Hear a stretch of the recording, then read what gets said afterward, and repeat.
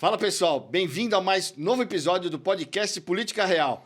Hoje, nosso entrevistado, ele é advogado, manja tudo de direito público e direito eleitoral. Atualmente ele é presidente do Porto de Santos, Anderson Pomini.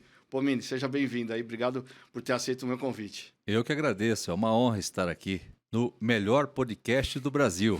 Parabéns, inclusive, pela condição. Pomini, eu não vou falar de política geral, mas eu ia começar leve, mas não é leve, né? Não é leve. Você está metido nessa confusão que é a eleição do Corinthians, né? Você está inscrito numa chapa, que é a chapa 23. Qual que é o nome da chapa mesmo? Resgata Corinthians. Resgata Corinthians. Nós temos dois candidatos lá, que é o André Negão, que é a situação, e o Augusto Melo. Augusto Melo, que é oposição. Ontem tiveram, hoje é segunda-feira, estamos gravando, o podcast vai no ar quinta. Mas ontem teve um debate que dá vontade de chorar, Pomini. Dá vontade de chorar. Eu sou corintiano, e corintiano assim de coração. Tanto é que meu filho é corintiano e eu criei um monstrinho, né? Porque outro dia eu entrevistei o Serdã e eu falei pro Serdã, primeiro que meu filho me chamou de traidor, Serdã, presidente da Mancha Verde, né? Pra quem não sabe. Primeiro me chamou de traidor, tá entrevistando. E ele não usa verde, Pomini. Não usa verde. Aí o Serdã fala, pô, aí é demais, né? Eu falei assim, não, mas eu que criei esse monstrinho, coitado, ele não tem culpa, né? Mas vamos falar de Corinthians. Como o nome da tua chapa? Resgata Corinthians. Resgata Corinthians. Quantas chapas existem? As chapas eleitas formam um conselho do Corinthians, correto? Perfeito. São 16 chapas, cada chapa tem 25 nomes. E 2 candidatos a presidente, com a sua diretoria, com vices, né? E após a eleição, esses presidentes eleitos, eles compõem, inclusive, toda a diretoria administrativa. Mas o conselho é eleito de forma autônoma. E esses 2 candidatos representam a história do Corinthians, porque ambos têm ali uma atividade muito próxima do dia a dia do Corinthians, que tanto o Augusto como o André colaboraram nesses últimos 20 anos com as gestões que passaram. Então, tem história com a torcida do Corinthians, tem história com o clube, conhece os jogadores, conhece os técnicos, vivem o Corinthians e representam, de fato, a militância. São cerca de 4 mil votantes, o número maior de eleitores, mas que comparecem. São sócios do cerca Corinthians. De 4 Tem mil. que ser sócio do Corinthians para ter direito a voto. Há pelo menos 5 anos. Pelo menos 5 anos. Inclusive podendo se candidatar. E um grupo de advogados, amigos, se reuniram e criaram essa chapa chamada Resgata Corinthians. Ricardo Maritan, Bialski, que é um advogado criminalista, colega nosso, nos convidaram para compor o conselho. Mas você sabe que tem uma confusão, porque eu fui entender essa história justamente por causa da entrevista, fui estudar um pouco. Existem diversas críticas, né? Porque o Resgata Corinthians, que é a chapa 23, apoia a situação, que é o André Negão. Como que é Resgata Corinthians apoiando a situação? Eu tenho dificuldade de entender. A ideia desse conselho, o Ricardo Maritan, que é também uma pessoa que vive o Corinthians há muitos anos, ele criou esse movimento há praticamente uma década. Mas ele nunca lançou uma candidatura de cabeça, ou seja, diretoria. A ideia é resgatar o Corinthians, principalmente na parte administrativa. A nossa proposta, a proposta dessa chapa, é oferecer uma gestão profissional, com transparência, ou seja, com contratação, com sistema de controle, com governança. Então, a formação da nossa chapa, inclusive, na grande maioria, é por juristas, por pessoas do mercado que têm o objetivo de colaborar com uma gestão mais qualificada com o Corinthians. As chapas são independentes, né? A sua chapa, que apoia o André Negão, pode ser eleita, mas pode ganhar o Augusto Melo da oposição, né? Perfeito. E automaticamente é oposição ou é diferente da política? Após a eleição, depois da eleição, a conversa é diferente? É diferente da política. Geralmente o conselho ele participa da gestão com qualquer que seja o presidente. Até porque a história do André Negão e do Augusto também é muito parecida. Eles já foram aliados nesses últimos anos, né? Na última eleição que o Augusto foi candidato de oposição. Mas, historicamente, esse grupo se divide só no momento das eleições. Depois, todo mundo é corintiano. Bom, saindo um pouco dessa confusão de Corinthians, vamos falar um pouco de gestão pública, né? Você é formado em Direito pela FMU. O que é essa formação? É porque as pessoas não conhecem a sua história, mas você foi líder estudantil, né? Você foi líder estudantil, porque essa história da liderança estudantil, eu também fui líder estudantil, fui presidente de Grêmio, líder do centro acadêmico da minha faculdade. Outro dia veio aqui Orlando Silva, que também tem um movimento muito PCdoB, parecido, sabe? UNE. Criou o centro acadêmico na escola, depois foi presidente da UNE, primeiro negro. Essa fase de juventude te consolida para um passo seguinte, que é ir para a gestão pública, ou ir para um direito eleitoral, ou ir para o... Né? Te consolida, isso acaba encaminhando para uma carreira? Eu não tenho a menor dúvida. Quem passou pelo movimento estudantil, ele tem uma atuação política diferente. Primeiro que é alguém da articulação, com uma capacidade do diálogo diferente daqueles outros, por exemplo, outsiders, que não vieram com essa experiência. Nós experimentamos, principalmente nessas últimas 2 eleições, diversos outsiders que subiram rapidamente e desceram com a mesma velocidade. Ou seja, percebam que quem é do mundo da política geralmente tem uma estrada mais consolidada. Então, essa escola da política, principalmente vinda do movimento estudantil, é extremamente importante, porque só muda o poder envolvido, né? Ainda que diretório acadêmico, ainda que eleições de clube, como o do Corinthians, né? O que muda é o poder envolvido. Eu fui conselheiro do meu clube, né? Tudo empurra a gente para a política, Tudo né? empurra. E nós gostamos da política. Gostamos. Ou seja, está na nossa natureza. Já fui né? até síndico de prédio. Não é por acaso que a gente se envolve, né? A minha esposa que fala, escuta, por que você fica se metendo nisso? Você é advogado, você tem um escritório ali consolidado, para com esse negócio. Mas nós gostamos. O Mini tem um dos maiores escritórios de direito eleitoral e público, mas eleitoral principalmente, né? E a gente gosta da política. Sempre que a gente encontrar uma oportunidade de participar, nós estaremos lá. Se você for para casa e eventualmente desistir da política, você será síndico do seu prédio, porque é uma liderança natural. A gente gosta. E o movimento estudantil, ele qualifica de forma diferenciada quem está na política. Você usa, porque eu digo, de vez em quando eu dou uns nó nos negros, né? Eu vou falar negro, né? Não vou falar negro. Mas às vezes dou uns nós. Que eu aprendi dando no movimento estudantil. Essa habilidade te ajuda na percepção e na construção. Eu sim, não tenho a menor dúvida. Na vida. Na vida, né? Na vida. Principalmente na advocacia. Então, eu fiz direito por política. Eu sempre gostei de política. Desde os 13, 14 anos, eu faço política do interior do Paraná. Eu falava em carro de som para fazer campanha nos sítios. Aí eu vim a São Paulo, cursei direito por política. E aí diretório acadêmico, onde tinha uma eleição eu estava envolvido. Ou você tinha família no meio político? Natural. Nunca tive nenhum familiar. Foi natural. Sempre gostei de participar de processo eleitoral. Teu pai apoiava? Meu pai sempre apoiou. Sempre apoiou. Onde tinha uma eleição, nós estávamos no meio. Como é hoje. Eleição do Corinthians, eleição para prefeito, eleição para deputado, vereador. E eu me realizei como advogado participando dos processos eleitorais. Tanto é que a minha advocacia, eu sempre procurei avançar um pouco mais além do direito, muitas vezes integrando algumas coordenações de campanha, aprendendo com marqueteiros, em razão dessa nossa veia, né? Então, é diferente quem fez movimento estudantil e, inclusive, para a vida, né? Que são pessoas do diálogo, que é o que está faltando hoje, inclusive. Diálogo, diálogo. Eu digo que polarização sempre existiu, né? Era PSDB e PT, sabe? Nas grandes cidades e no país. O bolsonarismo ocupou esse espaço que o PT não soube consolidar e perdeu.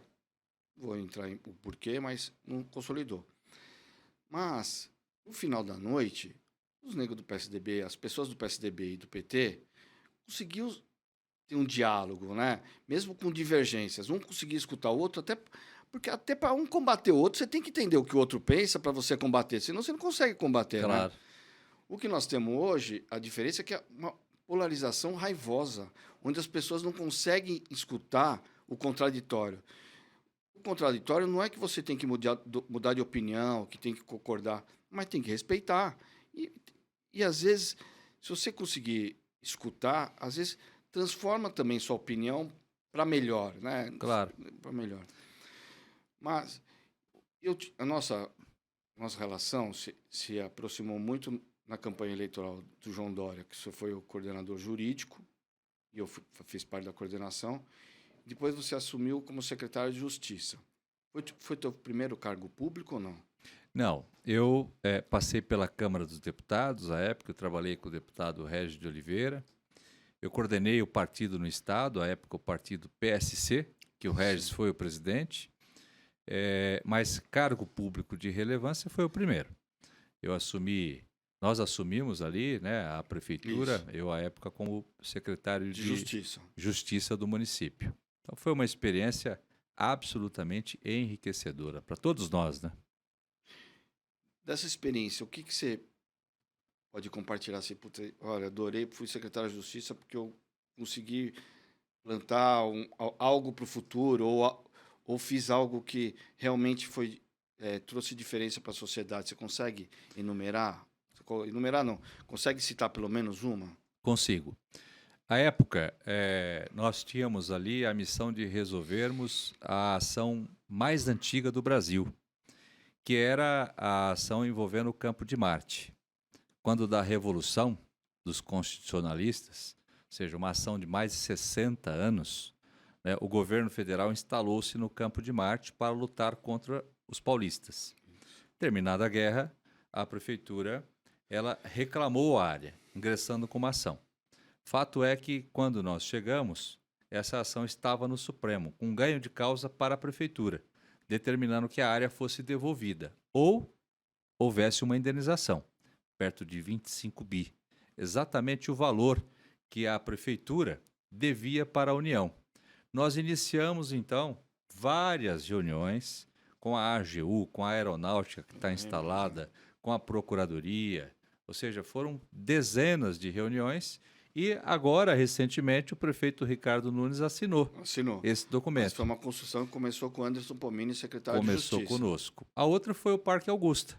O Parque Augusta também era uma discussão jurídica de muitos anos, o promotor... Que era uma associação Isso mesmo. E o mundo imobiliário, vai. O promotor Silvio Marques se empenhou bastante e ele defendia que ali fosse um parque. E à época nós encontramos uma solução jurídica. O problema, sim, é que nós criamos tanta burocracia que nós geramos ineficiência. A máquina pública não confia no gestor público. Você imaginar, passou o João, passou o João Dória, o passou o Bruno e no Ricardo. No Ricardo. Três gestões para resolver algo que... Né, simples, encontro de contas. Se fosse uma empresa privada, né, chamava uma consultoria e uma semana, um mês resolvia, assinava, fazia o cheque que tinha que fazer. Né? Esse é o desafio desse momento histórico da administração pública. Como impor eficiência com controle? Porque nós criamos tantos órgãos de controle que o servidor público não confia no gestor público, ou seja, o gestor eleito, ele, principalmente o que não tem conhecimento jurídico, ele fica engessado com as suas ações, ele teme assinar qualquer documento sob pena de responsabilidade por improbidade administrativa. Está aí o que aconteceu na Lava Jato. Então, nós precisamos encontrar uma forma de impormos celeridade, eficiência para a máquina pública, com controle. Porque o controle também é importante para evitarmos o que aconteceu no passado e os escândalos que são conhecidos por todos nós. Né? E agora, você está presidente do Porto, que é um órgão ligado ao governo federal. Você consegue... Você está... Quanto tempo você está? 6 meses. 6 meses. Consegue identificar a diferença de uma gestão municipal e uma gestão federal? Sim. A Prefeitura de São Paulo, ela é incomparável com qualquer outra empresa pública ou mesmo a administração pública municipal, né? é uma máquina que tem vida própria, até pela sua relevância, um orçamento de perto de 80 bilhões de reais. Na Secretaria de Justiça, por exemplo, considerando todos os órgãos, controladoria, corregedoria, ouvidoria, nós éramos em mais de 1.000 pessoas profissionais.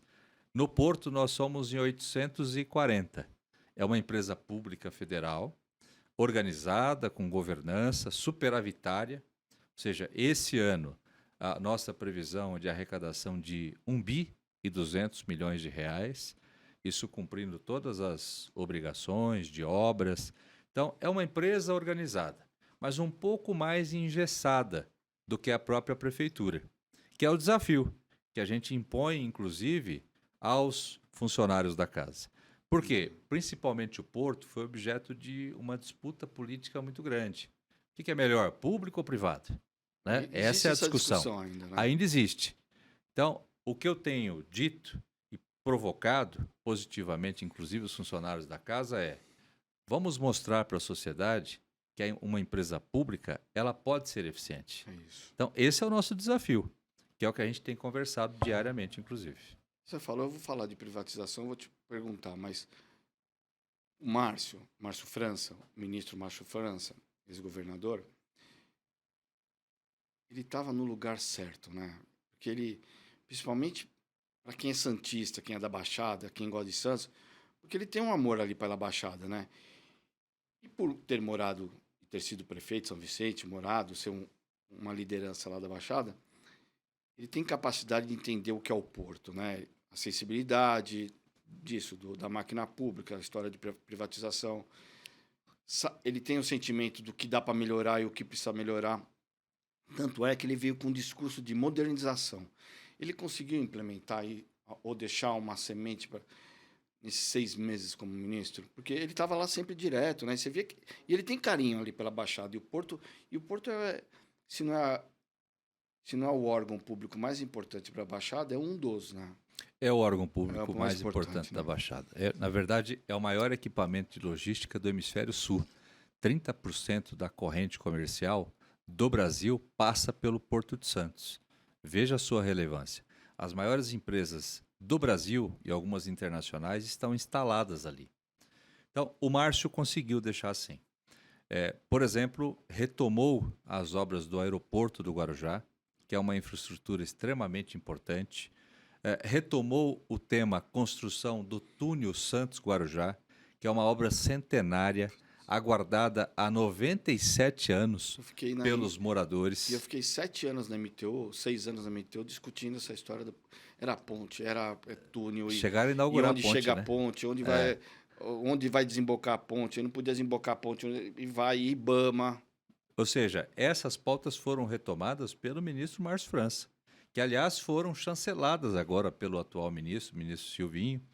Eu agradeço, sou muito grato ao ministro Márcio França pela confiança e ao ministro Silvio Costa, que convidou para que nós continuássemos, inclusive com a manutenção dessas pautas, que foram startadas pelo ministro Márcio França. Então, ele já deixou na história a sua diferença para o litoral, sim, viu? Sem diminuir uma mudança de ministro e mudança de cargo, a gente que está na vida pública vê isso todos os dias, né? Está com a mala pronta, sempre. Faz parte. Mas tem mudanças que são mais... que trazem mais... Não sei se é problema, mas traz mais turbulência e outras não. Essa mudança implica em alguma coisa no trabalho que vocês estavam encaminhando junto com a liderança do ministro França? E agora, implica, né? Essa mudança vai mudar alguma coisa? Olha, os diretores serão modificados, né? É natural, até porque é fruto de uma composição política cujo objetivo é fortalecer a base de sustentação no Congresso Nacional. Então, essa mudança, em razão da burocracia, ela, obviamente, ela gera uma paralisação de 40, 50 dias. Sempre que você vai mudar o time, né, até que haja depois um entrosamento necessário, a gente fala aí de 2 meses, 3 meses, para retomarmos a tração. Então é assim, o ministro Silvio Costa também é muito jeitoso, é muito habilidoso, é da política. Eu vi que umas 2, 3 semanas, as 2 semanas atrás, ele já foi lá, umas 3 A primeira semanas. visita como ministro foi no Porto de Santos. Confirmou a sua permanência. Isso mesmo. Tá seguro? Posso ir no negócio de aposta? Não muda? Olha, até esse momento, sim. Como a política é muito dinâmica, a gente não sabe daqui a uma hora como vai ser. Mas eu estava na Baixada, eu vi a visita dele, eu vi que você acompanhou e ele confirmou você. Acho que foi no espaço da tribuna ou foi na associação comercial? Foi na sede da autoridade foi na portuária, sede. depois ele foi na tribuna também, associação comercial, prefeitura. Ele rodou todo o litoral ali, fez questão de conhecer todas as instituições. Implica em alguma coisa, você disse que não, mas que nem o projeto da história do túnel Santos-Guarujá. Essa mudança de ministério, você acha que implica em alguma coisa? Volta para trás para ter que explicar de novo, sabe? Nós tracionamos tão bem esse assunto que teve origem com o ministro Márcio França, que o tema foi inserido, inclusive, dentre as obras do PAC. É uma obra do governo federal. Será a maior obra da presidência da República. É uma obra estimada em 6 bilhões de reais, que reflete diretamente, assim, na vida de 80 mil pessoas que cruzam todos os dias Guarujá-Santos, Santos-Guarujá. Os impactos que essa obra vai gerar na vida das pessoas, da economia, do meio ambiente, da sociedade, são enormes. Para você ter uma ideia, o Porto de Santos arrecada por ano 200 bilhões de reais. 200 bilhões de reais para o governo como um todo. É uma obra que se paga em 3 anos, payback de 3 anos, dada a sua relevância. E é uma obra com natureza de operação portuária, logística portuária. Não é só a ligação de uma rodovia, porque interfere diretamente em todas as operações portuárias. Então, já foi tracionado. Ainda que troque o ministro, ainda que troque a diretoria do Porto Santos, ainda que eu não esteja mais lá, pode ter certeza que essa obra será executada por esse governo. Márcio França ficou chateado? Porque eu sei que, eu não quero te colocar em maus lençóis, mas ele fez uma publicação, né? Agradeço o presidente Lula, de madrugada, né? Político de madrugada é um perigo, né? Quando faz publicação, né? A gente sabe, né? Meio que parecia, mas parecia um tom irônico, sabe? Uma boa foto dele cumprimentando o Lula, agradecendo, ou, não lembro se agradecendo, mas agradecendo e falando, olha, parabéns por estar trazendo o Tarcísio para o grupo, mais ou menos nesse sentido. Me pareceu irônico, né? Ele ficou à vontade? Ele ficou muito chateado? Olha, o Márcio é um dos políticos mais habilidosos do Brasil.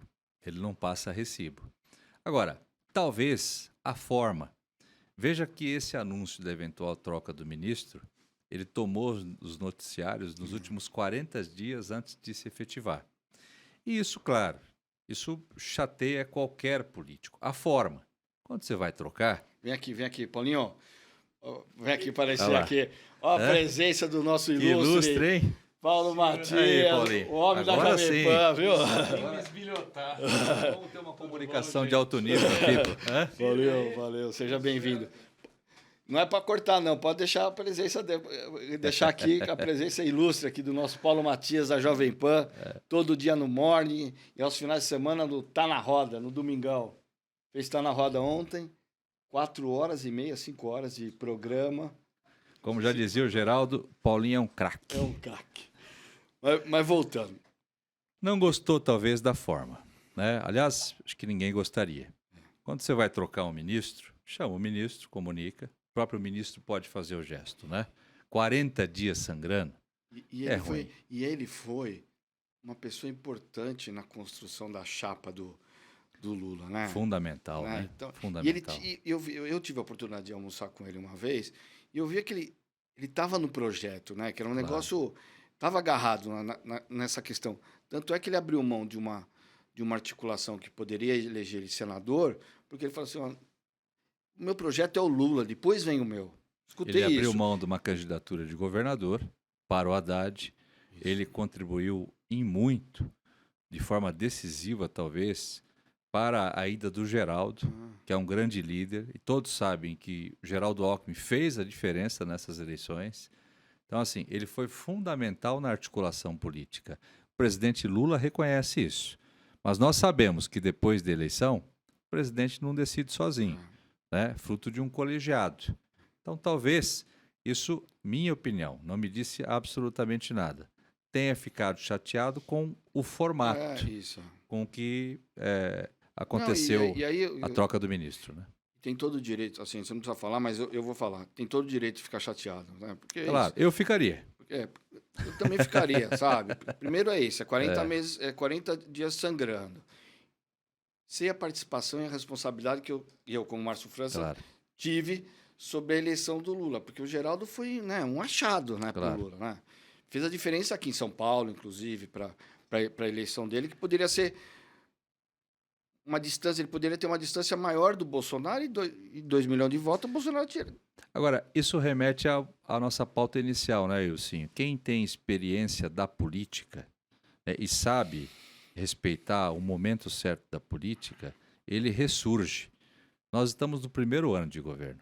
Eu não tenho a menor dúvida que o Márcio França ocupará uma posição de destaque dentro, em breve, nessa articulação política, até para que o governo possa fluir um pouco melhor.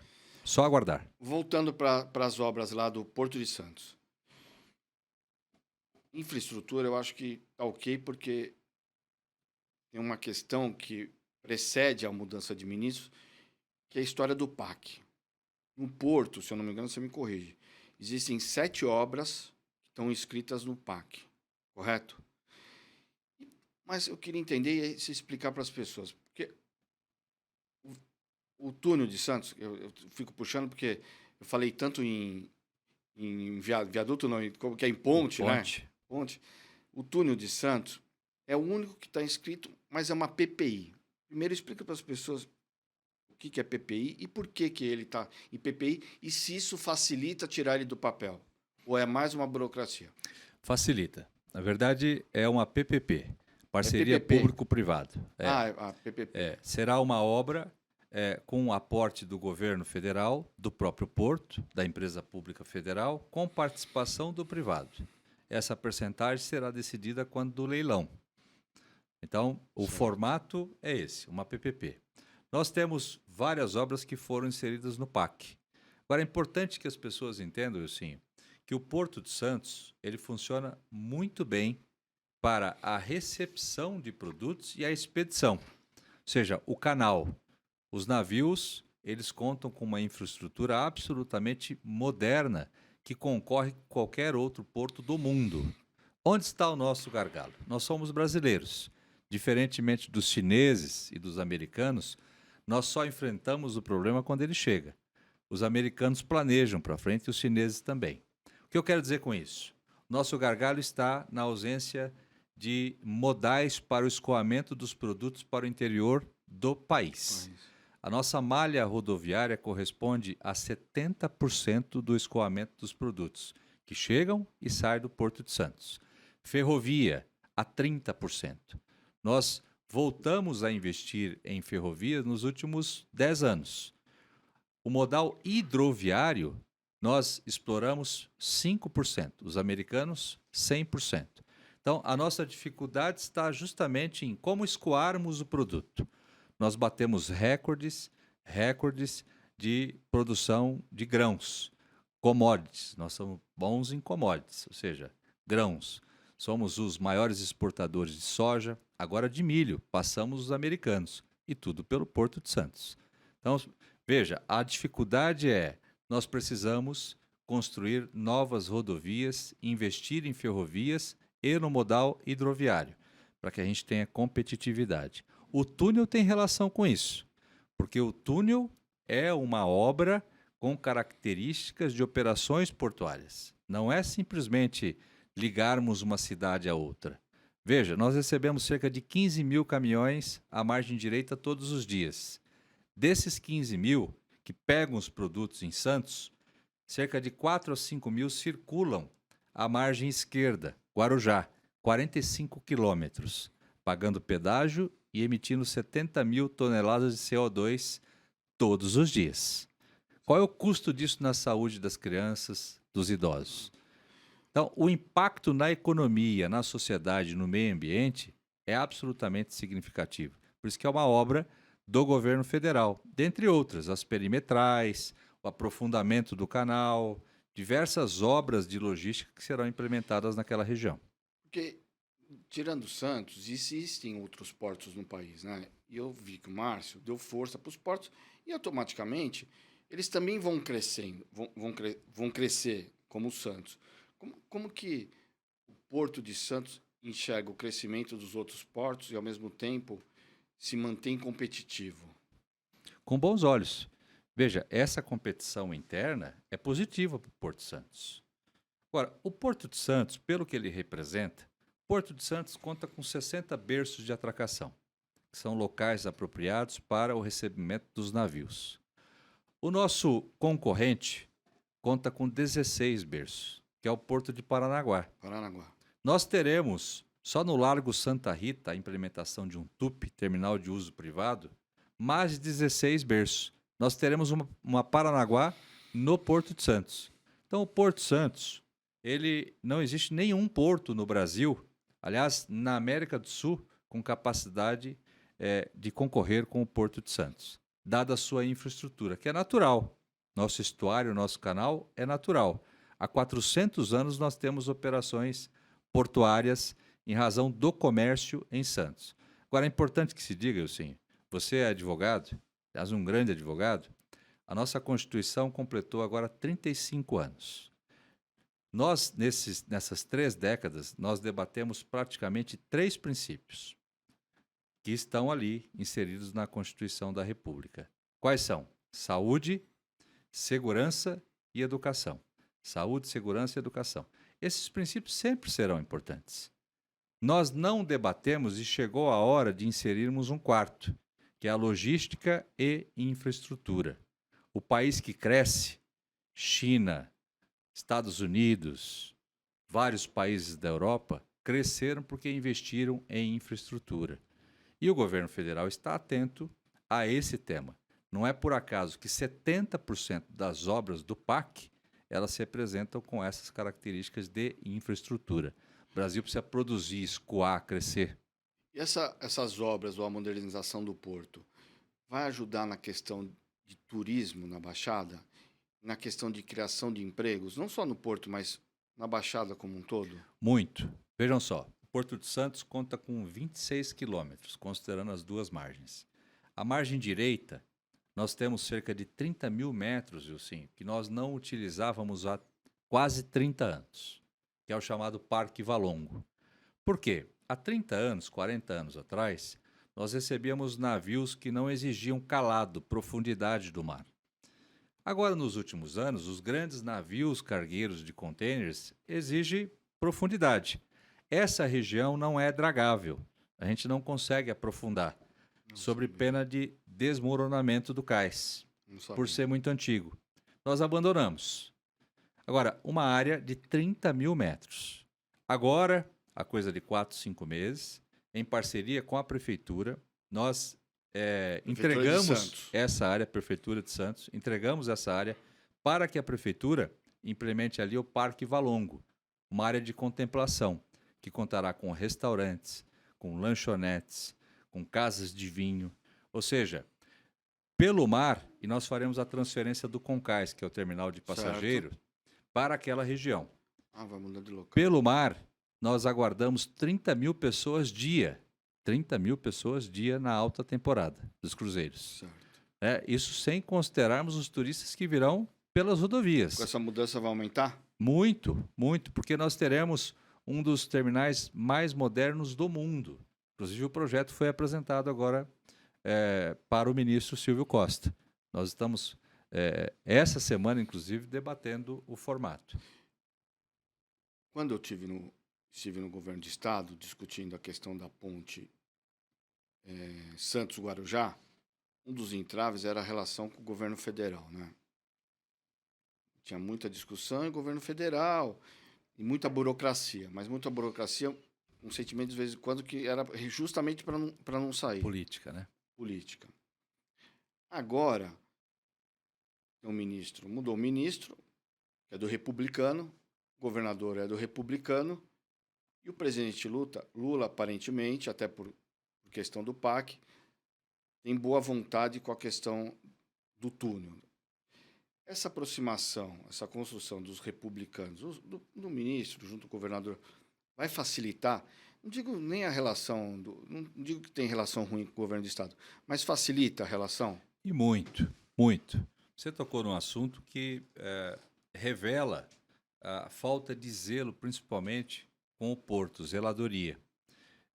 Os prefeitos falam isso com frequência. Prefeito de Santos, prefeito de Cubatão, Guarujá, Bertioga, eles reclamam da ausência de integração. Nós, quando assumimos, Wilsinho, principalmente sobre o túnel, nós percebemos que cada um tinha um túnel de estimação. Então, Santos tinha um túnel, né, que pretendia um traçado. Guarujá tinha um outro túnel. Governo federal, outro túnel. Governo do estado e assim por diante. Nós criamos uma comissão. E aí decidimos um traçado. Qual o melhor traçado? Embocadura, desembocadura. Isso. Muito bem. E partimos desse diálogo. Nós temos uma comissão que conta com mais de 60 pessoas. Associação dos moradores, onde no projeto original se apresentava com a necessidade de desapropriações. Nós tiramos. OAB, instituições, prefeituras, chegamos a um consenso sobre o traçado. Esse traçado que nós defendemos.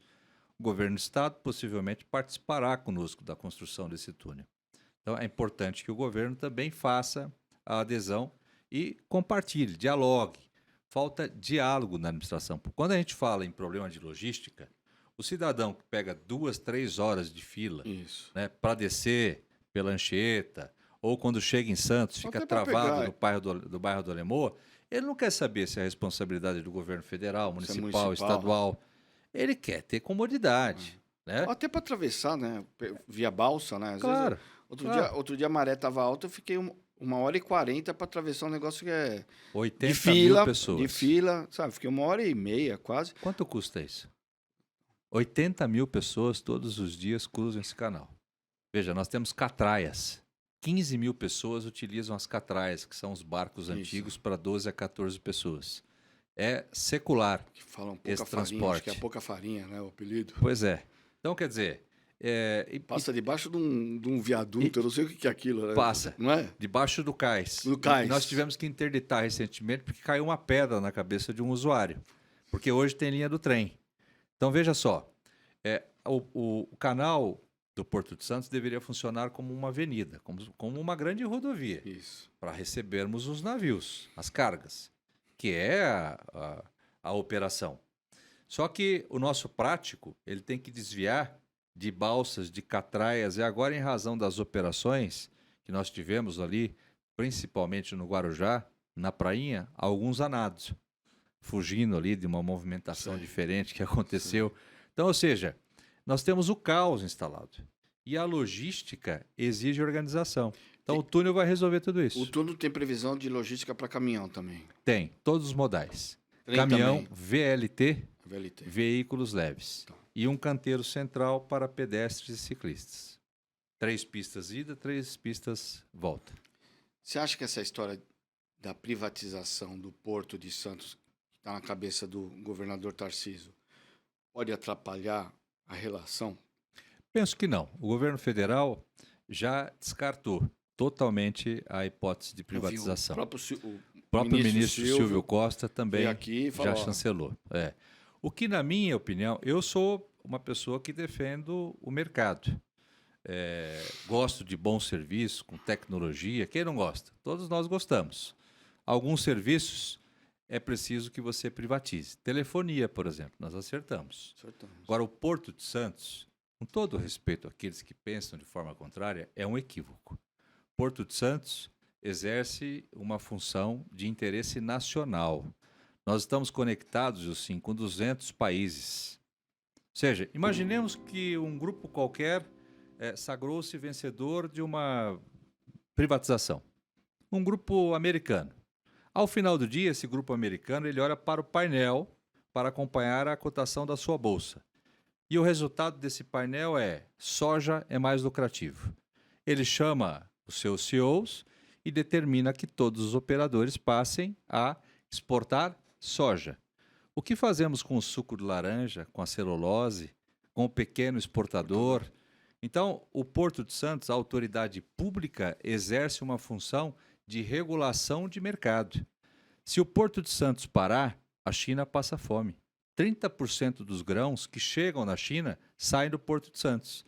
Então, privatizar uma empresa pública que exerce uma função estratégica, inclusive relacionada à segurança alimentar mundial, é um erro de quem não conhece a política, na minha modesta opinião. Fala em privatização, mas privatização é quando você vende o bem público. PPP é quando você autoriza a exploração por um determinado período. Isso, e o governo tem o seu controle sobre essa operação, como é feito aqui no metrô, aqui em São Paulo, na linha amarela. Lá é privatização ou é PPP que se fala? Porque tem uma confusão. Eu escrevi privatização, mas existe uma confusão. Quando você vai ver, até a greve que teve aqui, vamos privatizar o metrô. Não é privatização, é PPP.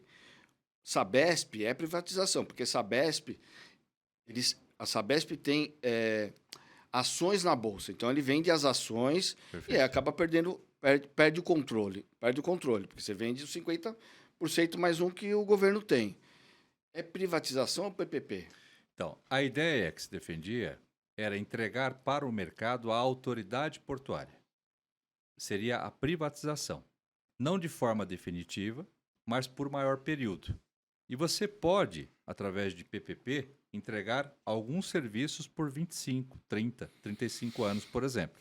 Nós somos favoráveis a PPP para a dragagem, que é o principal serviço de operação portuária, das perimetrais, para que a gente tenha as vias de acesso para o escoamento dos produtos funcionando por maior tempo, com previsibilidade para o mercado. É bom que se diga, assim, veja só, discurso rápido da política. Isso. É preciso que haja privatização do Porto de Santos, porque o Porto de Santos não pode parar. Os navios ficam esperando ali cerca de 20 a 30 horas para que façam a sua atracação. É preciso que a Cônego tenha condição para escoamento dos nossos produtos. Por isso o privado é melhor. Se nós ouvirmos rapidamente, isso chama atenção. Isso. E convence. Porque nós não gostamos do público. E principalmente para quem não mora conhece. E participa. E participa e não conhece agora o público. Vamos lá. Né? Mas, porque senão você pega um leigo, ele vê lá aquele monte de barco parado. Né? Agora vamos jogar uma lupa. Primeiro, o Porto de Santos é 100% privatizado. Todos os operadores são privados. São empresas que venceram a licitação por 25 anos e exercem as suas atividades de importação e exportação. O armador, os navios, são privados. O Porto de Santos exerce uma função de regulação. Ele arrenda a área, recebe por metro quadrado e por tonelagem, por 25 anos, e fiscaliza. A obrigação da autoridade portuária é basicamente uma só: obras de infraestrutura. O canal, que é a pista que recebe os navios, deverá estar em pleno funcionamento. E as vias de acesso, que são as perimetrais, deverão estar em funcionamento. Entendi. Esta é a nossa obrigação. Entendi. O porto já é privado.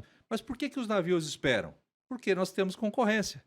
Então, assim, o armador que sai da China, ele faz uma conta. É melhor eu ficar esperando, que é chamado o demurge, 20 horas para descarregar os meus produtos no Porto Santos, ou ir para o Rio de Janeiro e depois pagar um frete na rodovia? É melhor esperar 20 horas no Porto Santos. Nós temos cerca de 60 navios agora, esperando para a atracação. Porque nós temos um número maior de armadores que querem descarregar. Quantos navios? 60 navios. 60 navios. Nós temos 60 berços de atracação. Mas mesmo assim, todos os berços ocupados e 60 navios esperando. E temos aqueles que ainda não cumprem a agenda. Eles chegam e ficam esperando berço de atracação. Então, ou seja, é o próprio mercado que regula isso. Entendi. O porto já é privado. A autoridade pública, ela exerce o papel de regulação do mercado. Nós vivemos numa fase de polarização, certo? Uma polarização que a gente falou já é uma polarização raivosa. Isso atrapalha projetos de infraestrutura e o Porto de Santos, sabe? De alguma forma. Atrapalha. Atrapalha assim, não digo o Porto de Santos, mas o setor portuário. Sim. Até porque nós temos alguns operadores que ainda estão presos sobre essa pauta privatização. Né? Frequentemente eu recebo alguns operadores que defendem a privatização. E aí eu questiono, escuta, mas o que a gente poderia fazer, né, que o privado lhe oferece?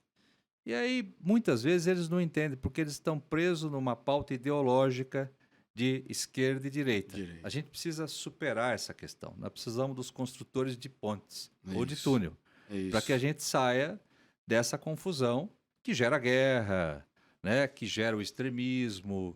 Eu tenho convicção de que na próxima eleição a gente já vai arrefecer, né? Vai arrefecer e a gente volta para a eleição convencional ordinária. Ou seja, para evitarmos aqueles que acham que foram ungidos por Deus, foram colocados na política e tendem a ignorar a política, os deputados, os vereadores. Eu me lembro de um prefeito... Política é para político.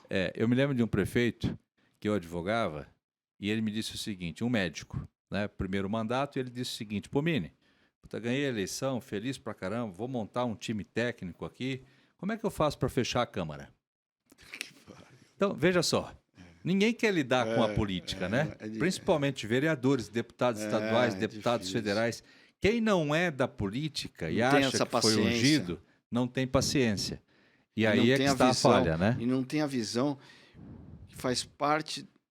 É o nosso modelo. Do modelo da nossa Constituição, democracia. É isso. E outra, de onde gostando vieram? Ou não, tá ali. E de onde vieram esses políticos? De Marte?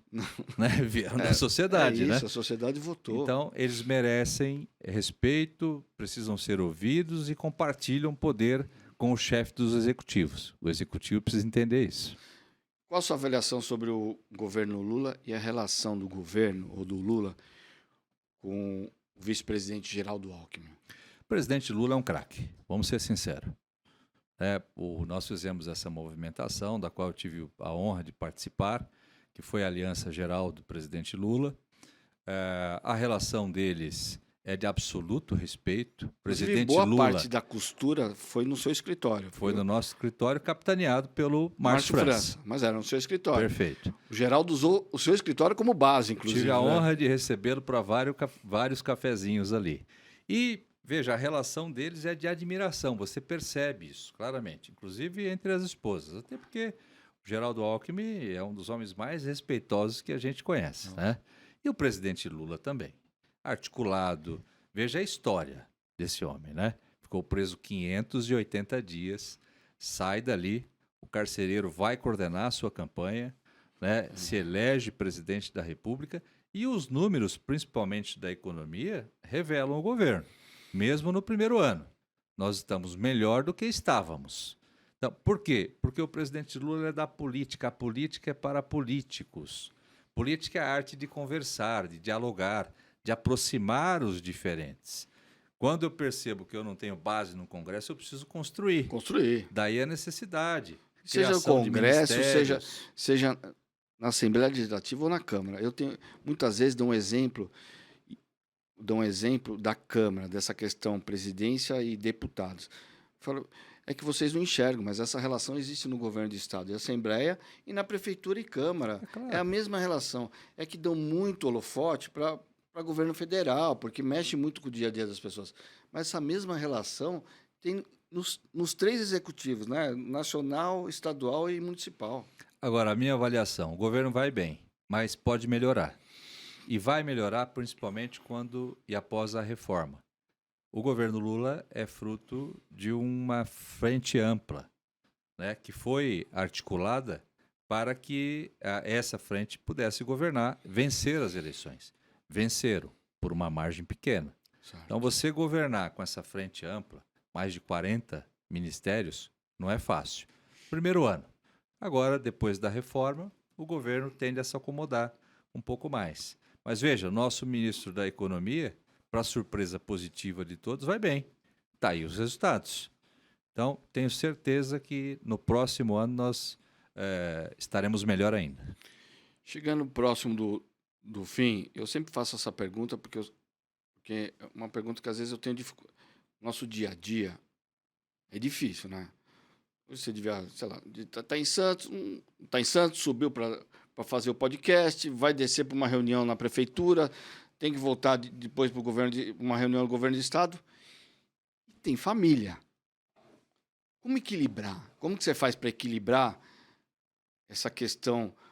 Porque nós também temos paixão pela família, mas temos muita paixão pelo que a gente faz. Se deixar, a gente vai atropelando e acaba preterindo um ou outro, né? E na maioria das vezes abre mão de alguns momentos a mais com a família. Como que faz para equilibrar? Esse é o equilíbrio que todo mundo busca, né, Elcim? Como calibrar a relação com a família e com as nossas atividades profissionais, né? Principalmente essa atividade que a gente gosta, que é a política. Que se nós deixarmos, ela toma 24 horas do nosso tempo. Se deixar, então, essa calibragem, eu procuro estar atento. Então, você tem alguma estratégia que você adota? Que possível, eu participo ativamente ali da vida da minha família, dos meus filhos, principalmente feriados, finais de semana. Então, sempre que possível. É claro que as mulheres são muito mais qualificadas do que nós para isso. Até como mães que são. Mas essa calibragem, eu acho que é extremamente importante, inclusive para que você desempenhe bem as suas atividades profissionais. Porque de nada adianta você estar indo bem no profissional e a família está falindo, ou vice-versa. Sua esposa às vezes dá uns freios de arrumação em você ou não? Sempre, né? Qual esposa que não dá? Você tem 2 filhos, né? 2 filhos. Um de 15, o Vitor, e o Pedro, de 11. Você tira muita coisa do seu dia a dia, ou deixa muito exemplo? Você se preocupa em deixar sempre alguns exemplos para eles? Muito, sim. Quando eu assumi essa função pública em especial no Porto Santos, eu disse, inclusive publicamente, e reitero com frequência, meu objetivo aqui é sair maior do que quando eu entrei. E para isso você precisa deixar um legado. Um legado positivo, de entrega, de construção, de boa conduta, de respeito. Então, essa é a nossa preocupação, porque eu me preocupo muito com o que os filhos vão ler a nosso respeito no futuro, né? Como foi meu pai? Fico imaginando, por exemplo, um eventual desvio, um erro. Como que o seu filho vai encarar isso? Enxergar. Porque tudo que a gente faz reflete na nossa família e dos nossos amigos. Então, é preciso que a gente tenha muito cuidado com os nossos passos, para que fique efetivamente como exemplos, né? Você sabe, você falou um negócio que eu vou registrar aqui, porque eu tenho dado algumas entrevistas na Baixada, né? Outro dia eu fui, principalmente na TV, né? Tenho visto. E quando tem oportunidade, eu falo que eu sou seu amigo para ter, né? Para ter credencial, né? Tô brincando, mas eu falo que a gente tem relação, eu gosto muito de você, até para sentir. A percepção, assim, as pessoas têm... Você, em 6 meses, construiu um respeito, porque... A imprensa às vezes é chata, né? A imprensa gosta de, né, ficar apertando. Mas principalmente com os âncoras, né, que dão as notícias, ou os diretores dos órgãos de imprensa, todo mundo já tem um respeito, assim, digo, uma admiração por você. Não é cara de gabinete, o cara está sempre presente, já pegou o assunto pela rédea, já conhece... fala de uma forma que parece que está 30 anos no Porto. Então, só um registro para, assim... Porque, às vezes, a gente não escuta elogio, né? As pessoas gostam de... A gente só escuta as pessoas críticas, né? Então, registrar, obrigado, porque realmente não é puxa-saquismo, eu escutei mesmo. É que eu não vou falar nome, mas eu tenho o nome das pessoas que me falaram. E aí, é um registro. Bom, você... já fez algumas campanhas, né? Fez campanha de prefeitos, fez a campanha de governador, fez campanha de senador. Nós temos um quadro aqui que é Histórias de Campanha, onde as pessoas, eu vou chamar uma vinheta, mas onde as personalidades igual você dão exemplos de coisa engraçada, porque as pessoas não têm muita noção do nosso bastidor na eleição, né? Porque aparece lá, né? Márcio França, todo jeitosinho, não sei, mas não sabe o dia a dia, não sabe, né, os perrengues que a gente passa, né? Então, vou chamar a vinheta, a gente toma uma água e você pensa, você pensa numa história de campanha que você acha engraçado ou algo que você acha legal de compartilhar com as pessoas? Ok. Produção, histórias de campanha, passa a vinheta.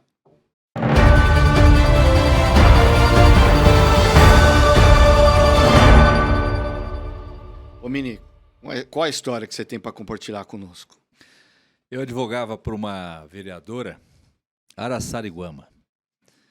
E a vereadora apontava bem nas pesquisas para prefeita.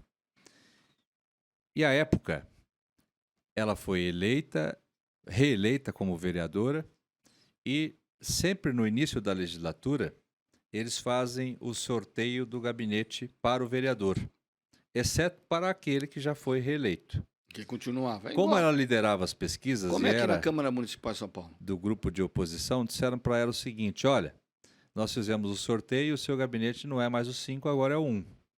Ela, mas como assim? Eu fui reeleito, eu tenho preferência. Não, você está questionando? Tô. Quebrou o decoro. Ingressaram com uma ação de impeachment municipal contra a vereadora. Caramba. E à época o marido, que foi prefeito, me procurou dizendo o seguinte: olha, doutor, eles querem caçá-la para aplicar a lei da inelegibilidade, a lei do ficha limpa, né? Eu falei, não, faz o seguinte, vamos lá, vamos fazer a defesa. Aí eu, como advogado, tenho uma hora de sustentação oral. Reúna lá os 9 vereadores, mas é importante que você convença eles. Até porque o julgamento é político, não é jurídico. O impeachment é político. Muito bem. Não, doutor, tá tudo certo. Eu tenho pelo menos 6 comigo. Eu falei, bom, me dá o nome dos 6 aí. Aí fiz a sustentação, uns 30, 40 minutos, e eu falei, olha, é importante que tenha pressão popular. Ele botou lá 2.000 pessoas em frente à Câmara, e gritando o nome da vereadora, aquela coisa toda tal. E o que ele botava no dia mais que fé... julgar, o dia do julgamento. E o vereador que ele botava mais fé, ó, esse aqui é o líder dos outros, inclusive, tá tudo certo, foi ele que articulou para mim, vamos votar, vamos absolver, ela vai ser prefeita e vamos para cima. Falei, tá bom. Fiz a sustentação oral e ele do lado ali gritando, assistindo em plenária, a Câmara lotada, aquela coisa toda. Aí, bom, primeiro a votar, o vereador que ele disse que era o coordenador dos demais, né? Voto pela cassação. A hora que eu olhei, ele pulou alambrado, 1.000 pessoas arrebentaram toda a Câmara, ou seja, anularam todo o processo, né? E tem fotos, inclusive, que eu subi na mesa, eu fiquei assustado naquela confusão toda.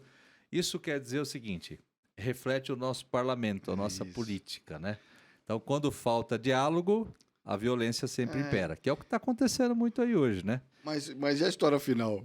A história final é que nós anulamos o processo judicial, né, em razão da ausência de segurança para um julgamento seguro, e aí depois ela sagrou-se eleita prefeita na sequência do município de Araçariguama. Agora, o que eu quero dizer com isso também, Ilcinho, as pessoas criticam muito o político. A sociedade espera do político algo que não existe, né? Santos. Todos nós temos os nossos erros. Às vezes a gente toma multa, às vezes alguns sonegam, às vezes outros furam fila. Nós somos essa sociedade. Nós representamos a sociedade. E os 513 deputados, os nossos vereadores, deputados estaduais, os nossos políticos refletem a nossa sociedade na exata medida do que ela representa. Então, é preciso que a sociedade saiba escolher e entenda que esse é o nosso modelo, com as nossas qualidades e os nossos defeitos. E que a democracia é um jogo da política representado por esse formato que é conhecido por todos, gostemos ou não. Então, a participação de todos de forma crítica é fundamental para que a gente tenha uma sociedade melhor, né? Chegando próximo, agora mesmo, do fim, você disse no momento que eu te perguntei sobre a questão de equilíbrio, família e função, que você disse para a família, mais ou menos, me corrige, mas é mais ou menos nesse sentido. Estou indo lá para sair maior do que eu entrei. Qual a sua aspiração de futuro? O que você pretende para o futuro? Eu escutei no início, quando estavam... Escutei não, eu li, a gente conversou próximo, a questão da AGU, né? Pomini, o seu nome foi sondado, não deu certo, mas também só de seu nome sondado você já sai Claro, maior do que entrou, não é? Ministro da Advocacia Geral da União. Tem a AGU em mente ainda? Como o Pomini se projeta após essa passagem pelo Porto? Eu gosto muito da gestão pública, cargo executivo. Muita gente me pergunta, você pretende ser candidato a deputado, deputado estadual, deputado federal? Está fora de cogitação. Eu gosto do executivo, porque no executivo você tem condições de realizar, entregar. É muito mais rápido, né? O legislativo é diferente, tem a sua importância. Mas eu, em especial, por gostar de gestão pública, prefiro o executivo. Eu, obviamente, não tenho um plano traçado. Mas é claro, nós que somos da política, né, assim, técnicos e políticos, nós sabemos que se nós desempenharmos uma boa função, nessa oportunidade de gestão frente ao maior equipamento de logística do Hemisfério Sul, certamente essa boa gestão vai chamar a atenção do mundo da política e poderá nos credenciar para outros voos. Se você perguntar qual voo, hoje eu não saberia dizer. Mas eu quero estar qualificado. Mas legislativo não? Não, legislativo está fora de cogitação. Outros voos para cargos executivos. Cargos executivos para auxiliar governos e quem sabe num futuro, sonha quando nós tivermos com a AGU tamanho para isso. Porque se o Bessias for ou para o Ministério da Justiça ou virar ministro do Supremo, abriu a vaga de novo. Quem não gostaria de ser ministro? Né? Principalmente da Advocacia Geral da União. É bom dizer que o Messias, inclusive, tem feito um brilhante trabalho na condução desse ministério. Mas todos nós sonhamos com algo do tipo, né? Pomini, obrigado por ter aceito o convite, adorei o papo, sabe que eu tenho um carinho enorme por você, sabe?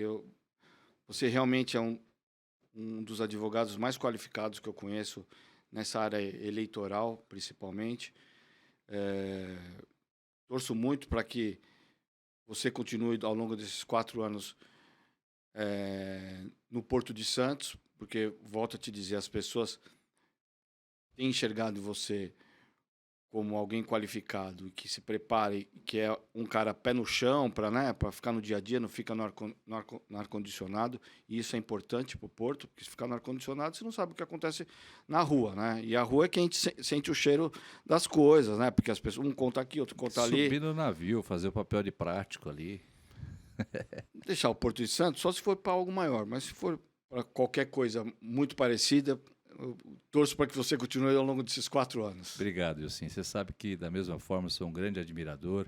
Você é um vencedor, um dos maiores articuladores e coordenadores políticos que eu conheço.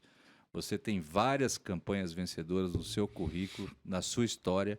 É um professor e um querido amigo que eu sou fã. Obrigado pela oportunidade. Bom, para você que nos acompanhou até agora, não se esqueça, faça sua inscrição no nosso canal e nos siga nas redes sociais.